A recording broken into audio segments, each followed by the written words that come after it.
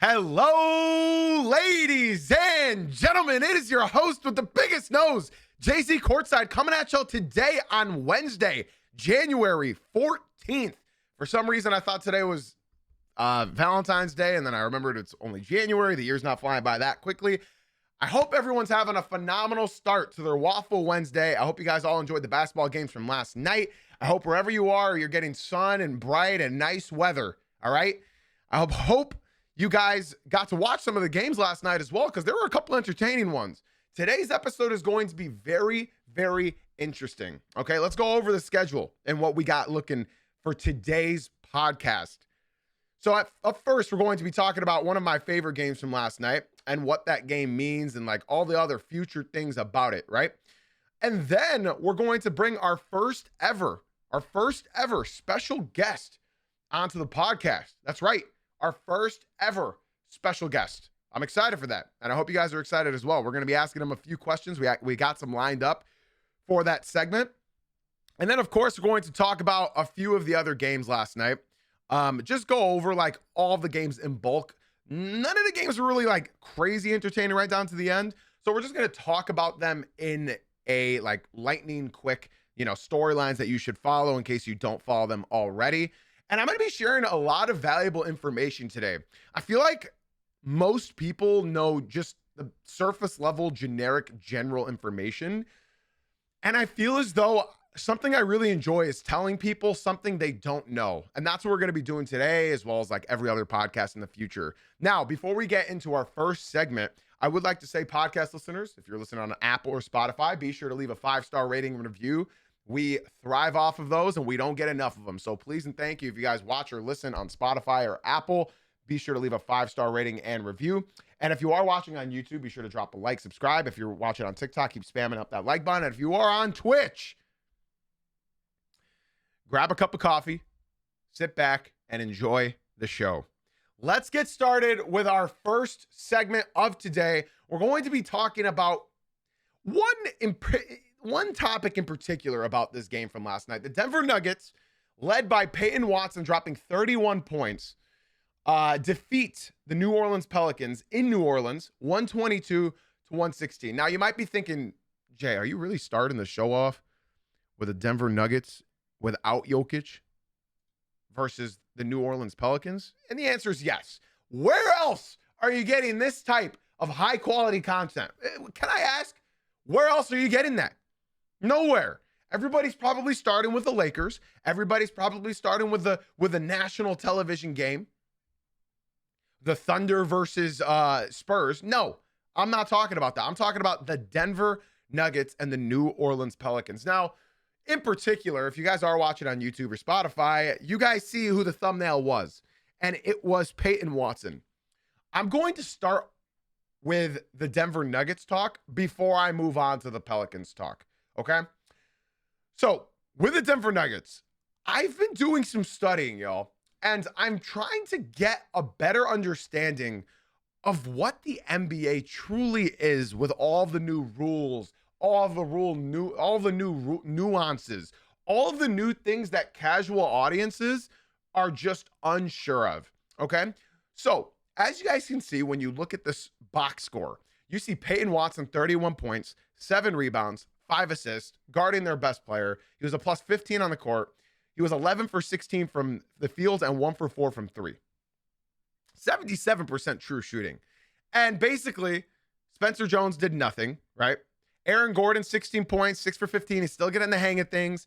Jalen Pickett doing good, 6 for 9, 16 points. Jamal Murray, of course, hit some big shots near the end of this game. He had 35 points, 9 assists, 2 rebounds, 11 for 19 shooting. And off the bench, they had THJ, just an absolute flamethrower off the bench. Crazy, crazy, crazy good deal for him getting that veteran contract. Now, Bruce Brown, he's not been good this year. In fact, I'm sort of fully out on Bruce Brown, and that's okay. He was bad for the last 3 years after he left Denver, and now I guess I thought he would get a power-up when he comes back to Denver. Turns out he really does thrive when Jokic is on the court. So I'm not too worried about Bruce Brown. He will play better when Jokic is back. Now, I want to talk about Peyton Watson in particular, ladies and gentlemen, because a lot of you guys, if y'all saw the thumbnail, you guys are probably saying, So who's this Peyton Watson guy? I'm going to give you guys a short introduction about Peyton Watson because I had to do the research as well. I didn't fully know what he was capable of. I watched him last year and it was like, dude, last year he was so raw. When you were watching him last year, it's like it was the obvious decision having Christian Brown in the game instead of Peyton Watson. But Peyton Watson last year, he was always a plus because of his defensive prowess. His defensive ability is incredible. He's got a crazy long wingspan. He's quick, he's athletic, and he's got a motor like no other. Straight up, this is like your favorite kind of basketball player. He's not an Amen Thompson. He's not an Asar Thompson. He's more of a Jordan Walsh, and that's not like to be taken lightly. Jordan Walsh is a beast, and the Celtics are going to try their hardest to bring him back, and I don't think they're going to be able to. Peyton Watson already is proving everybody wrong because last year, like I said, he was defensive focused. He had no offensive game. He did not have a shot. He did not have any confidence when the ball was in his hands. And now all of a sudden this year with Jokic out, he has thrived. He has thrived. In fact, you want to know how much he thrived? This guy was drafted a couple years back, 3 years ago, by the Oklahoma City Thunder at pick 30. Guess what? He was immediately traded to Denver. Okay. In case you guys still don't buy how good this kid is, let me show you his last 10 games. His last 7 of which were without Jokic on the court. He is averaging. He doesn't even have a picture on StatMuse. He doesn't have a picture. He's averaging 22.5 points, 6.5 rebounds, almost 3 assists in his last 10 games. And I know what you guys are thinking. He must be taking a lot of shots. He must be. There's no way. His efficiency must be down the toilet. Well, guess what? He's averaging 42% from the three-point line and 51% from the field. Are you guys understanding how prolific this is? Are you guys genuinely understanding how unbelievable this is? He is averaging 50, 40, and 75 from the field. He is a guard. He's a guard. And he's averaging 51% from the field and 42% from three. Somebody that had no offensive bag all last season. And somehow he's jumped out to be this sort of freak of nature on both sides of the court. And I know what you guys are thinking, Jay-Z, 10 games? That's a small sample size. That's not crazy. Okay, that's fine. Let's look at this. This season, mind you, it's because he was playing with Jokic, and of course, Jokic is the center of attention. He was only averaging 14 points, 5 rebounds, which is still massive, 2 assists, a steal, and a block. That defense is there. And guess what? He's still shooting that 51%, and he's still shooting that 41% from 3. So for anybody that's like, Jay-Z, that's not a much of a sample size, I have another comparison for you guys to understand. Let's look out east real quick in Brooklyn with Michael Porter Jr. The only thing that's changed about Michael Porter Jr. is that his volume went up and his percentages went up. And that's sort of crazy when you think about MPJ like that. Because when you are putting up empty stats or empty calories on a bad team, you then discredit them for what they do on the basketball court. Well, get this. Michael Porter Jr. is the center of attention in Brooklyn, right? He's the center of attention. He should not be getting open looks anywhere. But his volume went up and so did his percentages. So when you look at a Peyton Watson, the only thing that changed was the amount of times he's touching the ball, his volume, and his percentages still managed to somehow increase when Jokic is not on the floor. Part of this could be teams aren't used to what he's able to do. Teams aren't really planning out their game plan around a Peyton Watson. But at the same time, when your only thing that changes on you is your volume and yet you still improve, that is scary for a young player. Ladies and gentlemen, he is 23 years old, 6'8", and he's a dog.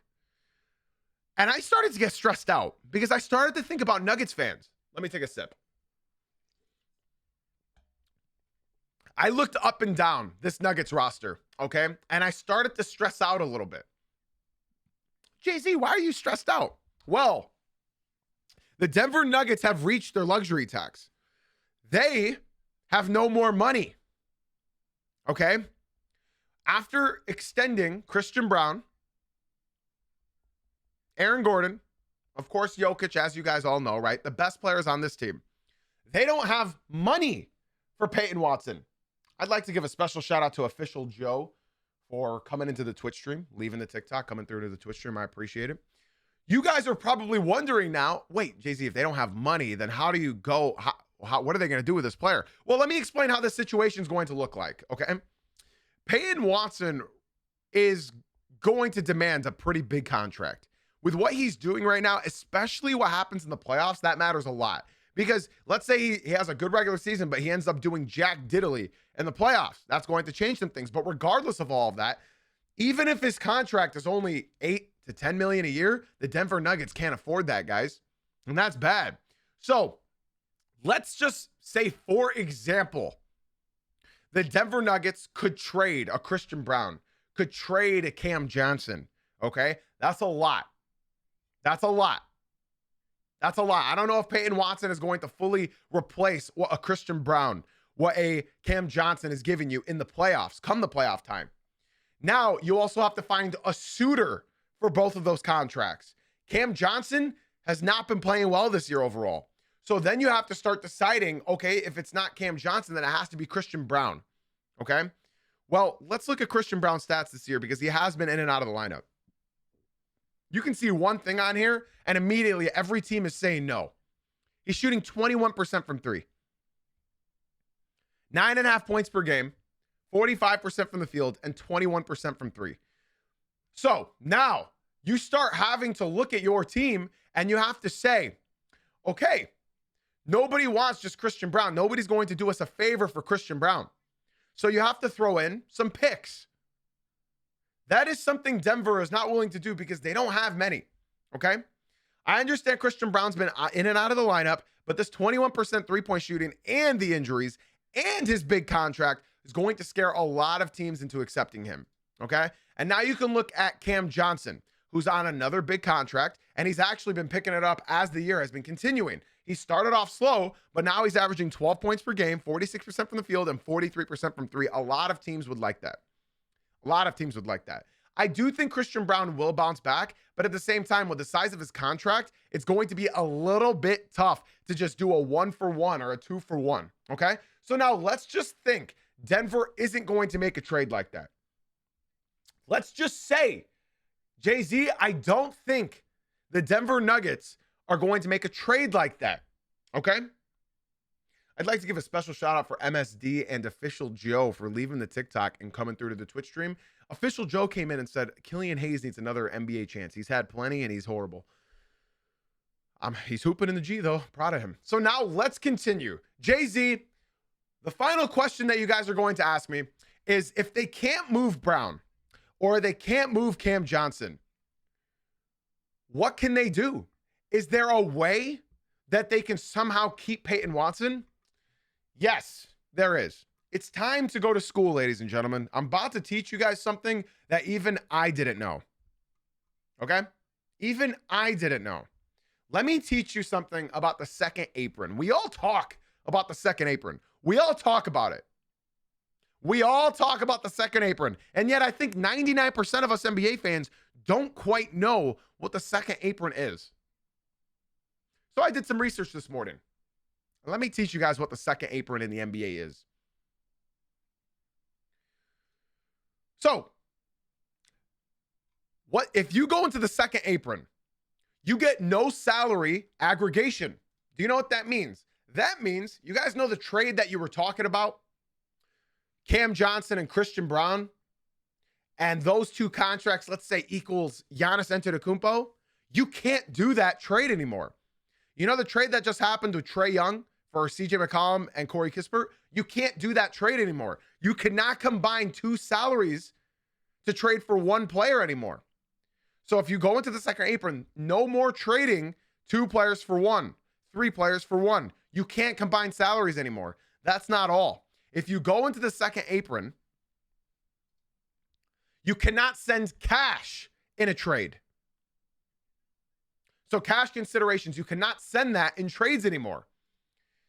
And then you also have trade exemption limits. You cannot use larger trade exemptions created from sending players out for multiple salaries. So right now, for example, the Detroit Pistons have $15 million of trade exemption, meaning if we trade Jaden Ivey, we would get an additional $15 million next summer. That means the second apron teams won't get that. Meaning if you have an expiring contract, you will not get that money off your books that summer. It gets worse.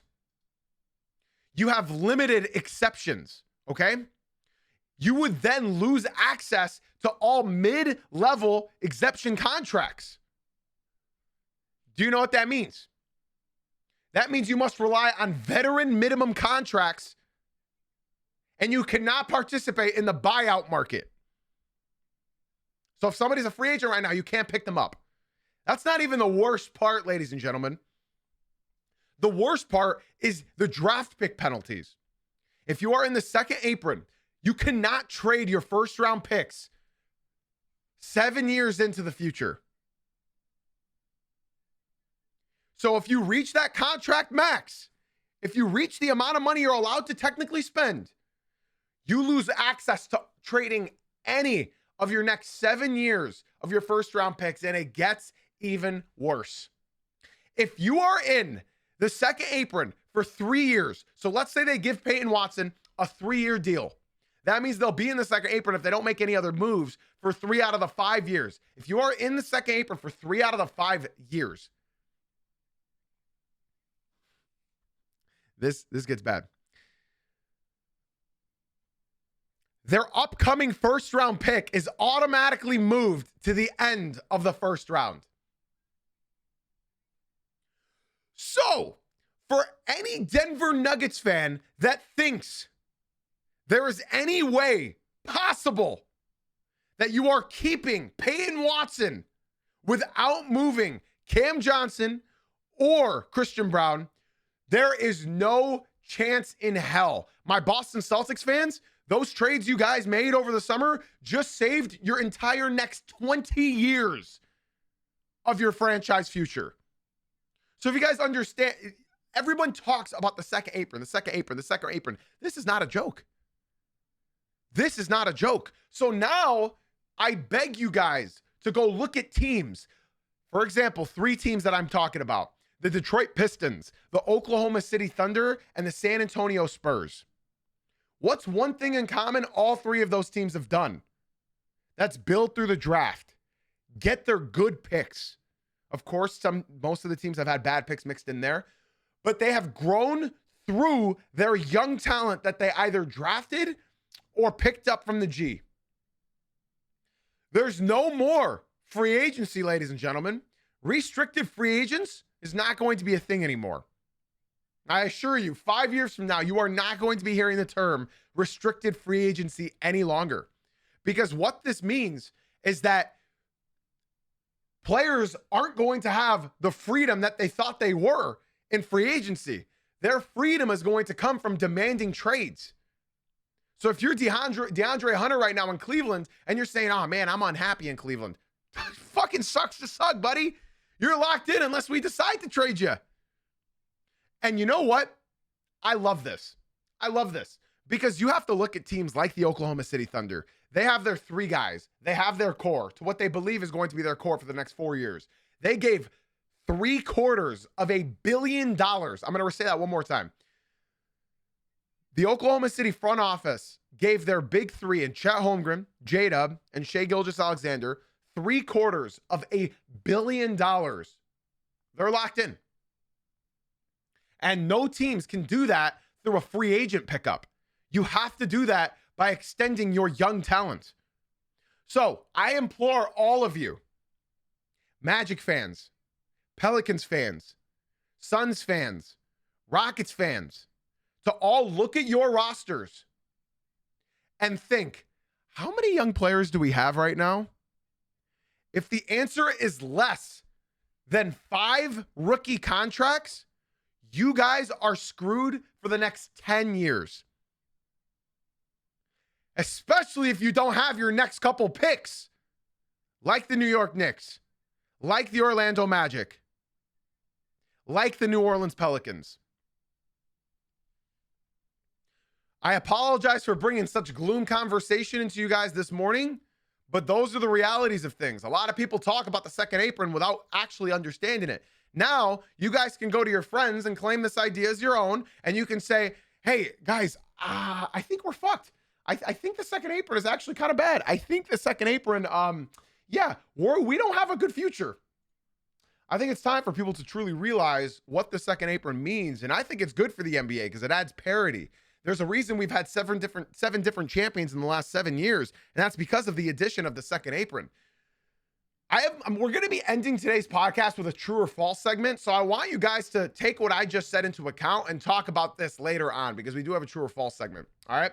Now, ladies and gentlemen, TikTok, if you guys are enjoying today's stream, we do this Monday through Friday at 9 a.m. Eastern. If you guys are enjoying it, be sure to do exactly what MSD and Official Joe just did.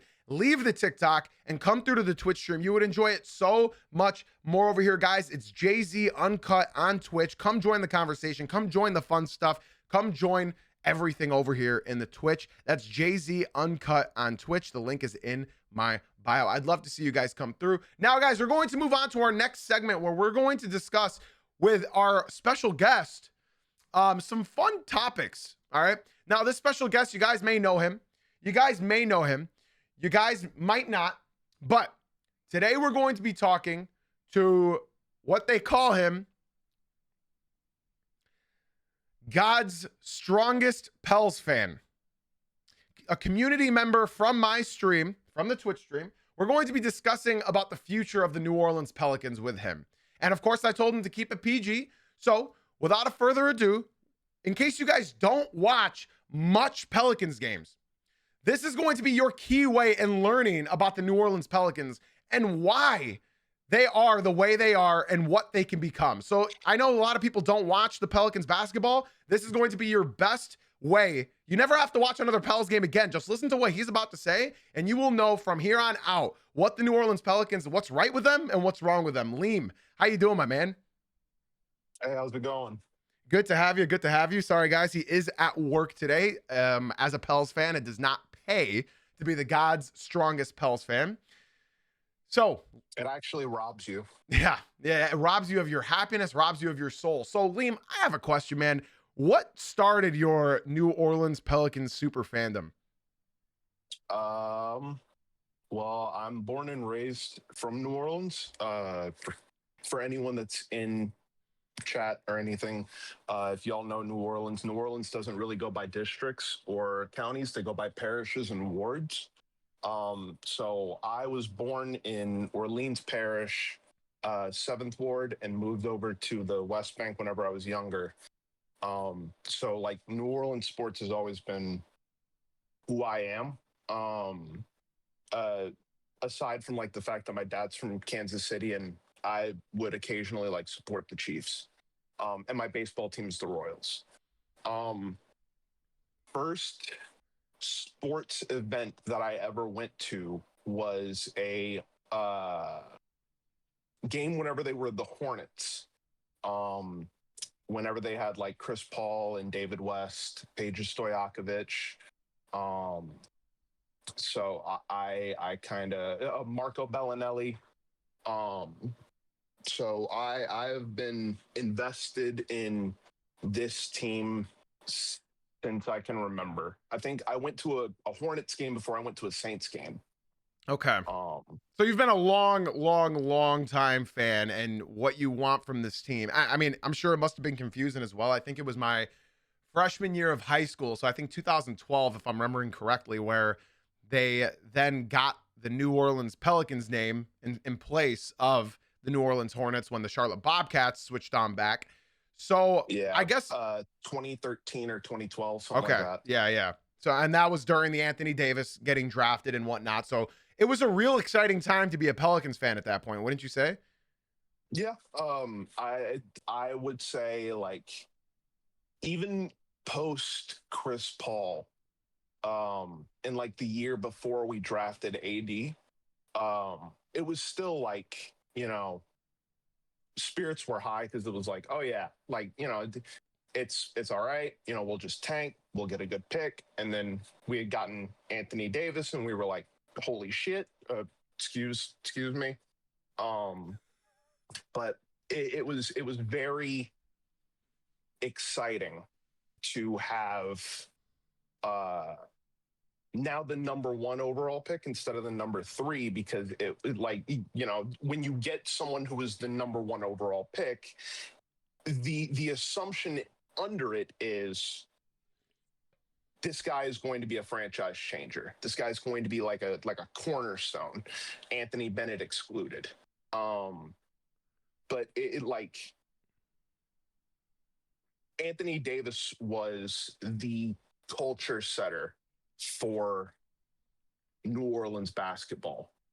It was exciting. I remember trying to convince my econ professor at my all guys Catholic high school that Anthony Davis was legit. I think what he's going to do in New Orleans is going to resurrect that city and turn it from a football town to a basketball town. I genuinely believe that that was going to be like the turning point for that franchise. And now, sorry, Liam, to cut you off, I sort of want to go deeper into that.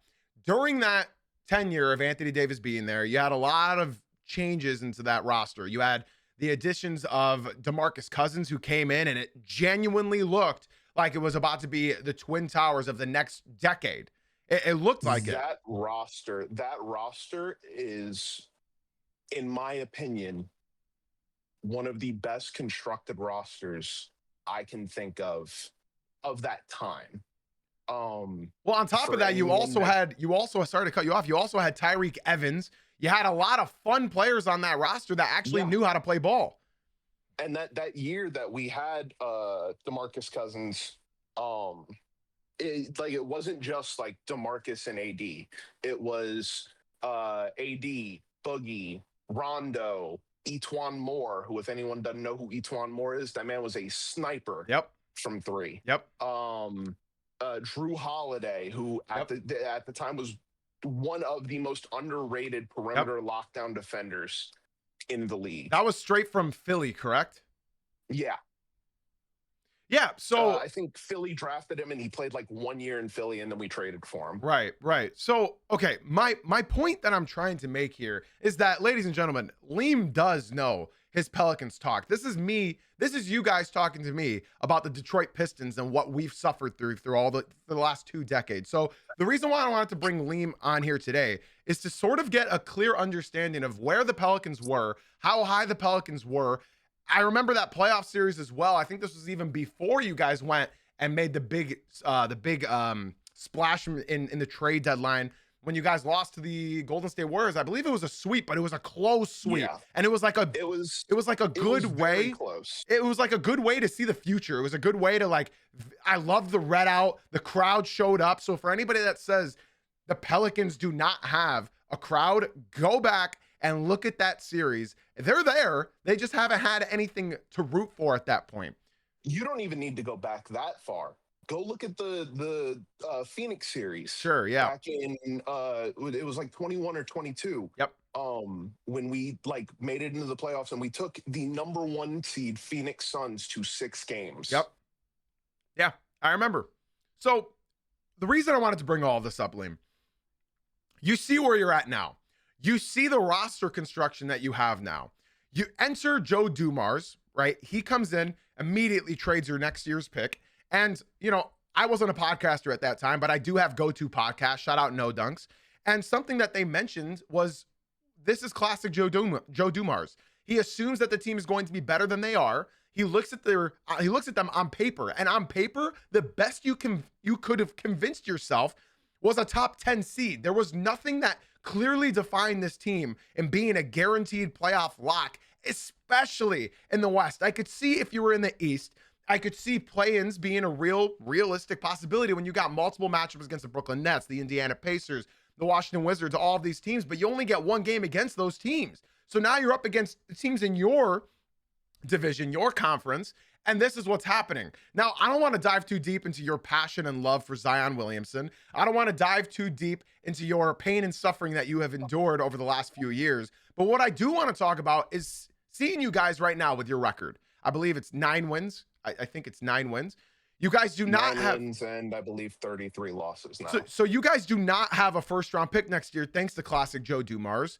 What is next for this team? You hear Trey Murphy being thrown around everywhere. You hear Herb Jones being thrown around everywhere. I'm waiting for the day I see an actual announcement from Shams where he doesn't say this team is inquiring for Trey Murphy for multiple first round picks and young talent. Herb Jones, multiple first round picks and young talent. I'm waiting for the day where they say, hey, we know what this guy's valued at. We'll take a second rounder and some cash considerations. But for now, everybody wants young talent. Everybody wants multiple draft picks. So what is the realistic next step for this team? We know that you're so high on Jeremiah Fears and Derek Queens. So what is next? You guys have no pick next year. So what do you do for the rest of this year and for the month leading up to the trade deadline? So the common consensus that I've heard among Pels fans and a couple of insiders and through some reports is Jeremiah Fears, Micah Peavy, and Derek Queen aren't getting moved, obviously, because they're rookies. Trey Murphy and Herb Jones are more than likely not going to get moved. At the very minimum, they won't get moved until the offseason because Trey Murphy is such a hard Absolutely person to come by. There's not very many Liam, 6'9" he's wings. basically, for anybody that doesn't know, he's basically averaging a 50, 40, 90. He's averaging a 50, 40, 90. And this month, I believe he's averaging 31 points. Yeah. He is he is the third best scorer in the league this month. Yeah. He just hit the franchise record for 3-pointers made, and this is the third best month a Pelican has scored in franchise history. Anthony Davis holding the other two. Trey Murphy is the third. Yeah, that's insane. No pun intended. That's insane. So if you were GM, if you were in the office with Joe D and Troy Weaver, you have 1 month. You have 1 month to make sure the next 10 years are not another insufferable 10 years. What are you doing in the next month? I'm getting off these big contracts. DeJounte Murray is probably going to be kept until the offseason. And if anything, we're probably going to keep him until the next trade deadline so that he can play and get his stock back up. Jordan Poole and Zion need to be traded soon. And that's usually the consensus of the league, is that Zion's not staying into next season.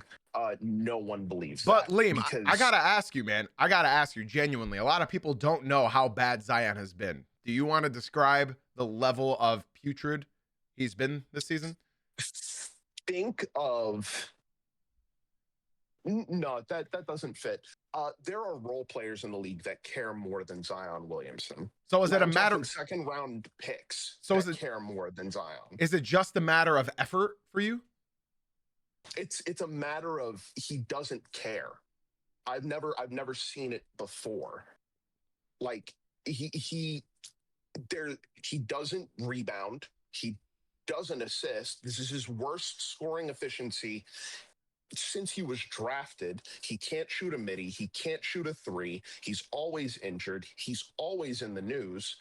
There's no upside to Zion Williamson that I can think of that warrants us giving him $40 million. Okay, so now I have to ask you a realistic question that I'm sure you've laid in bed on sleepless nights about. What are you expecting in a package for a guy that you're claiming is horrendous in every facet of basketball? I'm not going to say he's horrendous, but he does not impact winning. For anyone that sits there, because I know that there's people that think this of, oh, the Pelicans aren't using Zion right. Oh, the Pelicans aren't doing this. The Pelicans aren't doing that. We've put people around Zion. For people that are saying Zion's not getting enough use, what do you expect? He's only played above 60 games twice in his career. Yep. Embiid and Anthony Davis have played more than Zion. That is insane. Yeah. There's people There was I think he actually did it.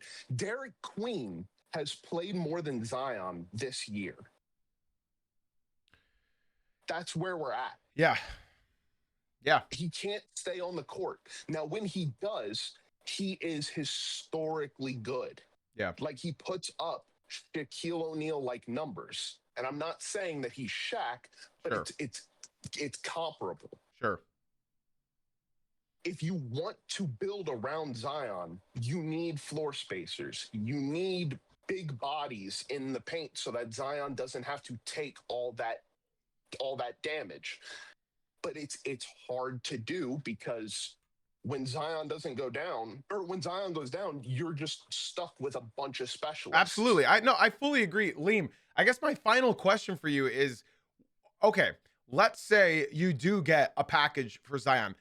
Don't you think at this point in time, with his contract size, aren't you going to get somewhat of another player that teams have somewhat given up on and maybe pick up another contract that you don't want on your books? Or are you going to have to push another first round pick just for somebody to take this guy off your roster? Because I think this is more of a team chemistry ordeal than it is anything else. I don't think it's purely basketball fit. Because if you were to look at this team right here and you were to, let's just say, I like using the Pistons as my example because they sort of have players to complement most players in this NBA. Trey Murphy would be perfect for Detroit, right? I think everybody can agree upon that. But as we all know, the Pistons need a 4. The Pistons need an upgrade upon Tobias Harris. They're really lacking that volume shooter from the three-point line. If you were to throw Zion Williamson into that mix, even the Detroit Pistons that could complement any player in the NBA at any volume shooting position, Zion still doesn't work there. So if Zion doesn't work on a team like that, what team could you possibly see that's willing to take him on their books without you sweetening the deal with a first round pick, with a second round pick, hell, with a Jeremiah Fears? So I've thought about this a bit, and there are teams that ideally Zion could work. The problem with Zion is there is no structure. For 7 years, Zion has been allowed to just coast on his talent because he was such a big body, but he was fast. You couldn't really stop him. Like, he would just move you out of the way. There's a clip from like the 2023 play-in where the Pelicans played against the Lakers, and he knocked LeBron on his butt. I remember. LeBron got swept. You need somewhere that has structure that will get Zion in shape. He can put some of the weight back on, but it's not fat, it's actual muscle. And he can use his body properly. But along with that, he needs to develop a mid-range. He needs to develop some type of corner shooting. He needs to rebound. He needs somewhere that is going to have things in the system that encourage him to play. I can see Zion in Miami. I can see Zion in Chicago. I think we all could see Zion in Miami. Well, and it's not off like, the court. Not even like off the court. Not even. Well, yeah, actually, but I feel like that wouldn't happen in Miami because Pat Riley is a no nonsense type of guy. Yeah. We've heard the stories about how Pat Riley was with LeBron and with Jimmy and with like all of these other stars. If Zion goes to Miami, Pat Riley's not gonna take anything. No, there would probably be a no BBL clause mixed in there. It's gonna be get in the gym, keep your nose clean, and we'll pay you. Yeah. Yeah. But I don't expect the return for Zion to be anything spectacular. At most, it's going to be like a mid-level role player, an expiring, and maybe a second rounder if we're lucky. Okay. I think that's great analysis. And real quick, before we let you go, Liam, opinion, what's the core? Is Trey Murphy sticking around? Is he untouchable, as some reports might say? Or are the Pelicans front office sort of doing what Mark Cuban and what every other smart front office does? This guy's not available. That guy's not available. Because if they look desperate, if they put them on the market, then obviously you're going to get some lowball offers. I think it's a little bit of both. I'm not going to say the word untouchable because I believe the word untouchable is overused. There are virtually no untouchables in the league, except for maybe like 4 people. After the Luka Doncic trade, which under different Of circumstances course, I there's definitely understand, personal vendettas mixed in there. yeah, but there's virtually no untouchables. There's people with a high price tag. Trey Murphy is one of those people with a high price tag. Herb Jones is one of those people with a high price tag. But I also do think it's Joe Dumars sitting down, realizing where we're at, and being like, I can't look too desperate because we don't have a first round pick. We don't have our pick next year. We don't have our own pick until 2028. We need something. So if one of those two gets moved, it's probably Herb because Herb's entering his 30s and defenders usually start to decline Yeah. after like their early 30s. Right now, Herb is at the peak of his defensive skill set. Yeah. He can net you 2 first round picks or like a first and a pick swap if you're lucky. But the thing is, not a lot of contenders are willing to move draft capital because of stuff like the second apron. They're trying to dump salary. Yeah. I mean, what's genuinely crazy about this roster is like your guys' future could really look better than almost every single young team, young small market team with just a couple trades because you guys do have valuable assets that could do well on championship contending teams.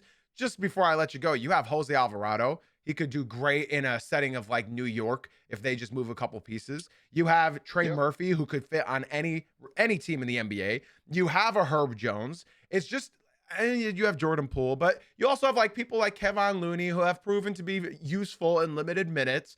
So I think you guys do have the pieces to set yourselves up nicely for the future. It's just a matter of how bad do they really want it. Yeah, I don't think Jordan Poole is bad.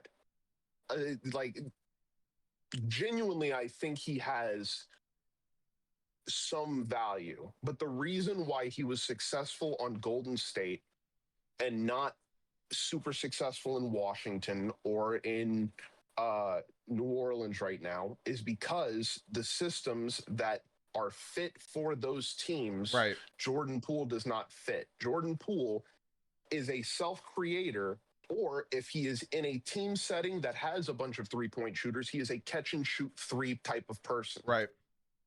Which is not New Orleans. Yeah, I fully agree.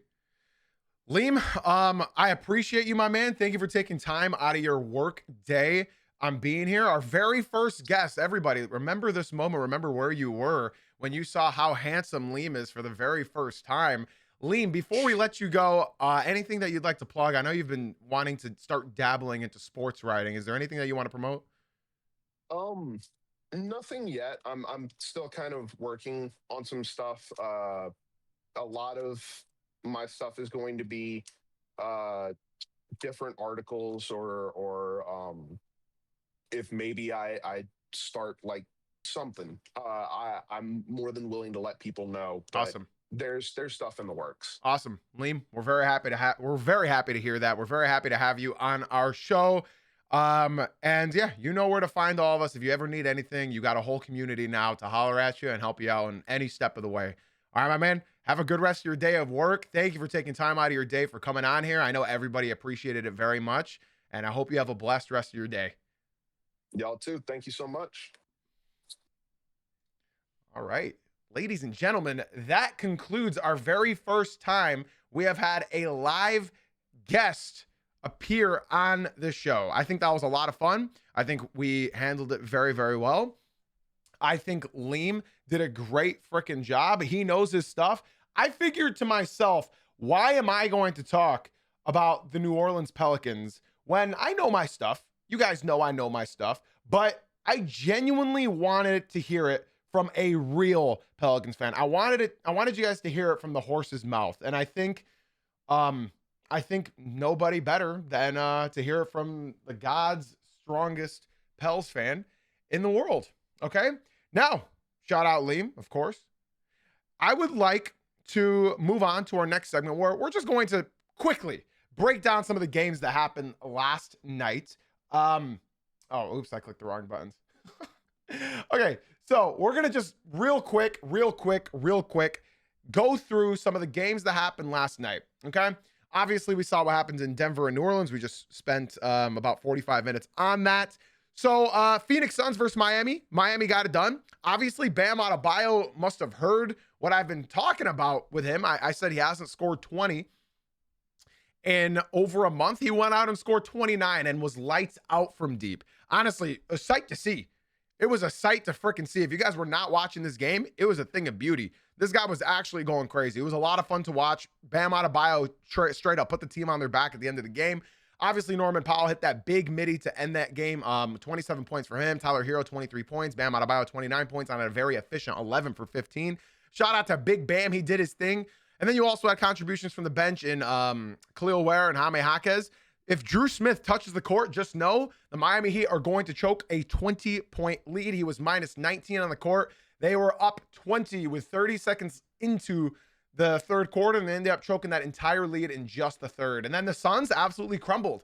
I claim the Suns as my team in the West, but they have me doubting myself a lot. Seeing them in clutch time is embarrassing. Genuinely. They took out Devin Booker, and then they went on that run. They brought in Devin Booker, and then he killed whatever momentum they had during that run. If you guys watch this game, you know what I'm talking about. Devin Booker's catching a lot of flack on basketball Twitter, as every player does when they have a bad game and they make a lot of money. So Devin Booker killed any momentum they had, and they ended up losing that game. Grayson Allen had a great game, 25 points off the bench, and that was about all the bench production they could have got from that team. I was not enjoying the end of the game for the Phoenix Suns, and this isn't just a one-game sample size. This has been happening almost every single game. If you guys go back to the Knicks game that they played, they were lucky that they were missing Josh Hart. They were lucky that the Knicks were in a somewhat of a funk, right, offensively, because in that game, the Suns may have won it, but they did not deserve to win that game. All they do is switch off like short little handoffs at the top of the perimeter. That's all they do. And I think, Jalen Green will help that. But unfortunately, when you have two ball stoppers on one team, it tends to not really work out well. The Phoenix Suns are still my team I'm claiming in the Western Conference. And for anybody telling me we're somebody in the TikTok is actually just saying it right now. We literally have a missing Jalen Green, LMAO. Okay. Yeah. He has played one game all season. So you can't say you're missing Jalen Green. You can say you're missing Jalen Green if he's played all the games and then missed one game. For example, the Detroit Pistons, when they missed Cade for those 3 games, they're 3-1 without Cade. You can say we were without Cade. You can't say we're without Jalen Green when you've been without him all year. That's the Cleveland Cavaliers saying, wait until we get Max Strus back. No, he's been out all year.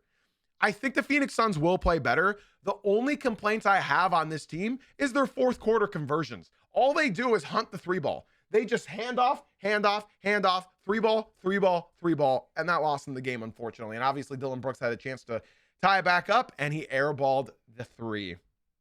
I lost count how many threes they attempted in that fourth quarter, but it was ugly. And then we had the Houston Rockets surviving against the Chicago Bulls, who were without Kobe White, Josh Giddey. And they lost. They put up a good fight. Trey Jones had a legacy game, 34 points. He was awesome. He was 11 for 12 shooting, and they ended up losing. Buzelis, 19. Vucevic, 14. Jalen Smith, 14. Patrick Williams, a goose egg, 0 for 6 from the court. Patrick Williams is not a basketball player. I am fully convinced. The Houston Rockets, they were great on their side. Alperen Sengun, 23 points, 11 assists. You had Kevin Durant, 28 points, 10 rebounds. And then you had Amen Thompson, 23 points, 5 rebounds. Bench did their thing. JD Davison stepped in and he had 9.7 rebounds, 4 assists, all off the bench, shooting 3 for 6. And they won the game. So shout out to the Houston Rockets. They played well. Real quick, I don't really have any notes to talk about the national televised game of the San Antonio Spurs and the Oklahoma City Thunder. But what I will say on this team, the Thunder, they managed to win. And part of it was, the third quarter, they were incredible. Like, they were actually lights out in that third quarter. I believe they shot 82% in the third quarter, and they ended up scoring 40 points. You give up 40 points to the defending champions, and that's without their defense already. Like, you're not even talking about their defense.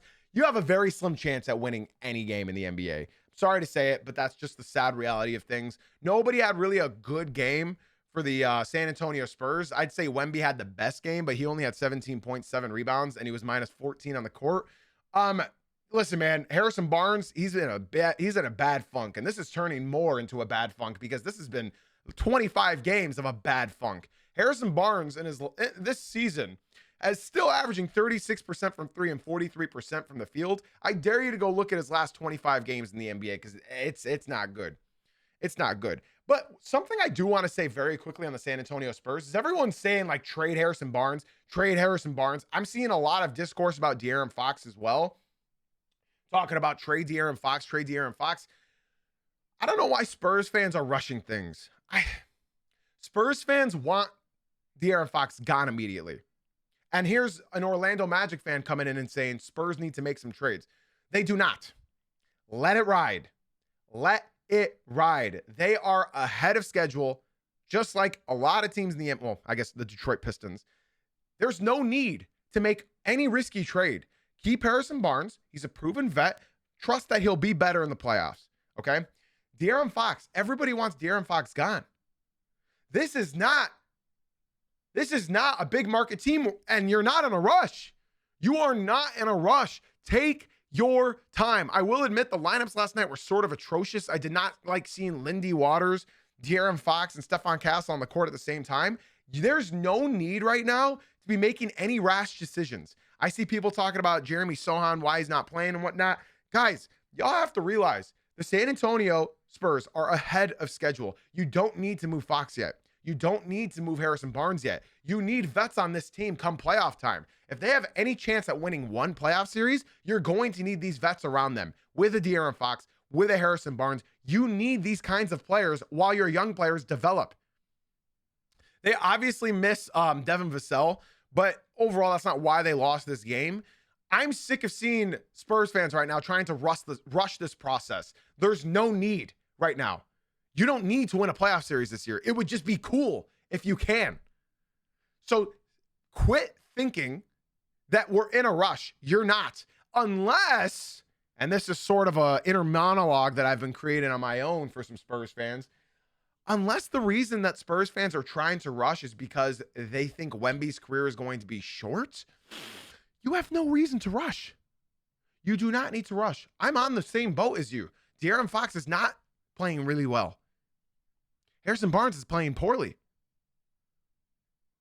But what's the need in rushing? I think there's an inner monologue between Spurs fans about whether or not Wemby is going to play 10 years in the NBA. I understand that De'Aaron Fox is taking more minutes from Stephon Castle, from Dylan Harper. You do not want to play Dylan Harper 26 minutes in a playoff game in his rookie year. You do not want that. You do not want that. You do not need to make a drastic trade. You have picks, you have a future, you have vets, you have young players. Take it slowly. People are telling me Dylan Harper needs more minutes, but he's shooting 19% from 3 in his last 20 games. 19% from 3 in his last 20 games. So that player is not going to get 30 minutes into the playoffs. If they don't have De'Aaron Fox, I'm sorry to break it to y'all, this team is barely a playoff team. Barely. Stephon Castle in his last 15 games is averaging 18% from 3. Again, that's 18% from 3. This team needs a De'Aaron Fox. This team needs Harrison Barnes. I understand they're not shooting that great right now, but they need them moving forward. Okay? So quit this rushing BS. You do not need to rush. This team has no pressure. Win one playoff series, and that's still an overachievement. You don't need to win a playoff series this year. The fact that you're in this seeding to begin with is incredible. Take your time and make a calculated trade into the offseason. TikTok, if you guys are enjoying the stream, you would enjoy the stream so much more over here on the Twitch. We would love to have y'all over here. That's Jay-Z Uncut on Twitch. Link is in my bio. Be sure to leave the TikTok, come through to the Twitch stream. The link is in my bio, or just go to the Twitch app and look up Jay-Z Uncut. Real quick, I don't have much to talk about on this game, but the Minnesota Timberwolves without Anthony Edwards and Rudy Gobert absolutely decimated Giannis and the Bucks. It was just embarrassing. The Timberwolves nailed 22 threes and just pooped all over the Milwaukee Bucks. It was bad. It was bad, bad, bad. It was bad, bad, bad. They let Bones Highland off the bench drop 23 points on their domes. So that was not a good game from the Milwaukee Bucks. The only person who decided to show up to work today was Giannis Antetokounmpo, 25 points, 9 for 13. We will be talking about Giannis later, so I'm not going to talk much about this game. Next up, we have the Los Angeles Lakers crushing the Atlanta Hawks. Now, this game got a little bit close.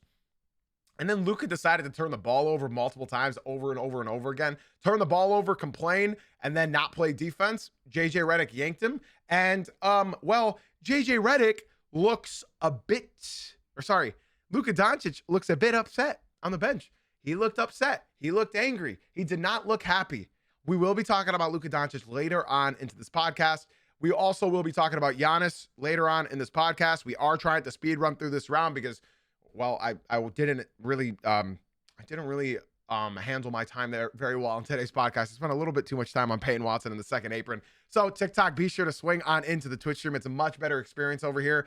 You guys are really doing yourself a disservice by not coming into the Twitch stream. The link is in my bio. Come join a community of basketball knowers and basketball enjoyers. Come through. In the last game of the night that I stayed up until 2 a.m. to watch was the Golden State Warriors killing the Denny Avdia-less Portland Trailblazers. Not enough free throws, so they ended up losing the game. They only had 17 free throws to the Warriors 13. The proof is in the pudding. The Golden State Warriors won because they hit 23 threes. That'll do it. You're not beating a team that gets 23 threes in a game. That was all with Curry only hitting 2 threes. Steph Curry forgot how to shoot, ladies and gentlemen. 7 points for Steph Curry on 2 for 9 shooting, but everybody else did their job. Jimmy Butler was 5 for 7 from the field. Draymond Green was 4 for 9. Quentin Post sucked. He was 1 for 5. But Moses Moody knocked down 4 threes. Brandon Podds knocked down 3. Guy Santos knocked down 2. Al Horford knocked down 2. Will Richard knocked down 2. And DeAnthony Melton with a career game off the bench, 23 points, plus 20 while he's on the court, 9 for 14 from the field, and 4 for 6 from downtown. The Golden State Warriors win a game against the Portland Trailblazers. I believe that they were 0-3 against the Trailblazers this season. They're either 0-3 or 0-2. Now, let's move on to some true or false. Guys, I know we haven't had that poppin' of a stream today because the TikTok viewers don't want to come to the Twitch for some reason. So let's move on to some true or false, ladies and gentlemen. Okay? I need your guys' help. I'm going to say a statement, and I want you to let me know whether or not it's true or false. All right? True or false? TikTok, if you guys want your answers read, be sure to come through to the Twitch. Ladies and gentlemen, true or false? Giannis will be traded in the offseason. I'm going to go ahead and answer this before you guys even answer this. That's true. It's not going to happen during the season. We all know it's not going to happen. It's too big of a trade to do in the middle of the season. And Giannis clearly is trying to do the tough guy act and say, I'm not trying to request a trade. We all know, buddy. We all know. The crowd booed you guys at home. Obviously, they weren't booing Giannis. He was the only guy that showed up to work. But you're getting booed at home. This is not a good look. This is not a good look. He doesn't look happy. They're not playing well. He's wasted yet another season in Milwaukee for no reason. That's genuinely 4 years wasted in this city. Yeah, I saw he was crying on the bench.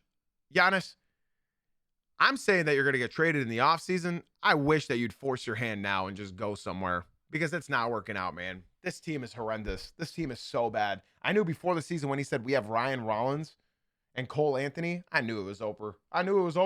Jugmaster, shout out to my boy Jugmaster for leaving the TikTok stream and coming through to the Twitch. Welcome on in, bro. I wish you brought more of y'all over here. Welcome on in, my boy. Exclamation point Discord. Be sure to join the Discord as well. Shout out to you. Shout out to you. All right. Now, remember, guys, if you do watch on Twitch, the Twitch is Jay-Z Uncut. If you do watch on Twitch for 3 streams in a row, I will gift you a sub so that you no longer get ads. I will literally reach into my pocket and gift you a $5 sub if you watch for 3 streams in a row on Twitch. I'm glad everybody agrees with me. I knew everybody would agree with me that he is going to get traded this offseason. It's too big of a trade to happen during the season. It's way too big of a trade to happen during the season. So I'm glad y'all agree with me in my opinion of he will be traded in the off season. Let's move on to our next true or false. Ladies and gentlemen, answer with me. True or false? Luka Doncic will finish his career in LA. This one's interesting. And I'm genuinely curious what your guys' responses are before I give my own. So I'm going to let y'all just go ahead and answer that. Luka Doncic will finish his NBA career in LA. Genuinely curious what everybody's opinion is. True, false, false, true, false. They don't have a future. I sure hope not. Jugmaster came into the Twitch stream and said, true. Unless he goes back to Dallas, he doesn't go anywhere. Jugmaster, you better join the Discord with your fat brain, bro. I love it. I love it. I love it. False. He's going back to the Mavs. Okay. I am going to say false. I believe he is going to end up back on the Dallas Mavericks. I believe. I don't think he enjoys LA. Genuinely. Exclamation point Discord in the chat, Jug. I don't think I see it. I think he's going to go back to Dallas eventually. I don't know if it'll be when he's a free agent. I think 3 years from now. Maybe he'll force a trade. I don't know. But I don't think he's genuinely happy in LA. I'm sorry to all you Lakers fans that love him. Yeah, Nico's gone. The training staff is gone. I think he's going to go back to Dallas. Genuinely. I really think he's going to go back to Dallas. I don't know when. I don't know what the Dallas Mavericks will look like at that point in time. You would assume they have Cooper Flag. TikTok, this is why I don't read the TikTok chat, just so you guys know. So shout out to Jack and shout out to Jug for leaving the TikTok and joining the Twitch stream. This guy in the TikTok said, Luka stays there for sure. He will never go back to Dallas. There's too much bad blood there. The only bad blood there is gone. So TikTok, that's why I tell you guys to leave that stream and come through to the Twitch stream. The link is in my bio. Be sure to join up and come through to the Twitch. If you watch 3 Twitch streams in a row, I will reach into my own pocket and gift you a $5 subscription so you no longer get ads. All right? Get away from dudes like that over there. Let's move on to my final true or false, ladies and gents. My final true or false. Guys, true or false? Free agency is dead. Now, we talked about this earlier. Ladies and gents. Free agency is dead. It's a thing of the past. We talked about this earlier because of the second apron. Okay? Think long and hard about this before you answer. You don't need to be the first. But the only way now to build your team is through trades, through the draft, and through the G League. That is the only way you can build your team now. Why would a team want to join a franchise where they get less money? And why would a team want to offer that a lot of money for them to a player that's going to cost more than the players that they can draft and that they can start up from the G League? Why would a player want that? Why would a team want that? The player gets less money from said team, and the team gives more money for said player. I think what you're going to see from here on out is the first thing that's going to die immediately is restricted free agency. I think that's only going to be a thing for the next couple of years, and then that's a wrap with restricted free agents. They might just get rid of it. They just might get rid of it. So at that point in time, you genuinely have to look at this roster, right? You have to look at this team, and you have to consider yourself, can this player take us above that hill? So, for example, you have Peyton Watson going into restricted free agency this coming summer. Okay? Obviously, the Nuggets want him, but he's going to get an offer from every single team in the NBA. So, then you have to look at that and say, we shouldn't have allowed him to go into restricted free agency because we should have just took the risk. And you're going to see a lot of teams take the risk from here on out and pay a player a medium amount of money rather than allow them to go into restricted free agency so they don't have to owe them more. Like a Jaden Ivey, like a Peyton Watson who didn't show the promise that he's showing this year, like a Jalen Duren. You think you're ever going to see another player of the Peyton Watson raw prospect, the Jalen Duren raw prospect ever hit restricted free agency ever again? I guarantee you won't. You're going to see the Josh Giddeys. You're going to see the Kobe Whites. You're going to see the Jaden Ivies. But you are no longer going to see a player that is prolific in one area, like a Peyton Watts' defense, like a Jalen Duren's great hands and rebounding. If they are prolific at one thing on the basketball court, they will never touch restricted free agency ever again, because at that point, you just got to pay them. You got to pay them. Look at the Pistons now. They're going to owe Jalen Duren more money because they waited instead of extending him. And to be fair, the Pistons did no wrong there. Jalen Duren has been inconsistent. So I think free agency is on its way out. I think free agency is truly on its way out. I think the only free agents that you're going to start seeing is the Tim Hardaway Juniors, like the vets who can bring one skill to a team. Other than that, your team better have a bunch of rookie contracts. Otherwise, it's not going to be competing for a long time. And with that, that is going to do today's episode. That's an hour and 5 minutes, ladies and gentlemen. That was a long episode, so my apologies. TikTok, YouTube, before I head out, be sure to swing on into the Twitch stream. The link is in my bio. That's JZ Uncut on Twitch. I hope to see you guys swing on into the Twitch. The link is in my bio, or just go to the Twitch app and look up JZ Uncut. Podcast listeners, be sure to leave a 5-star rating and review. This is a banger episode. This is a lot of fun. And if you guys did enjoy, be sure to drop a like, subscribe, follow, all that jazz, and come through to the Twitch stream. That's the most important thing that you could do. All right, guys, I got nothing left to say except for thank you for being here. Thank you for being you. And as always, guys, thank you for watching / listening. Twitch chat, stick around for a bit. Have a blessed day, everybody.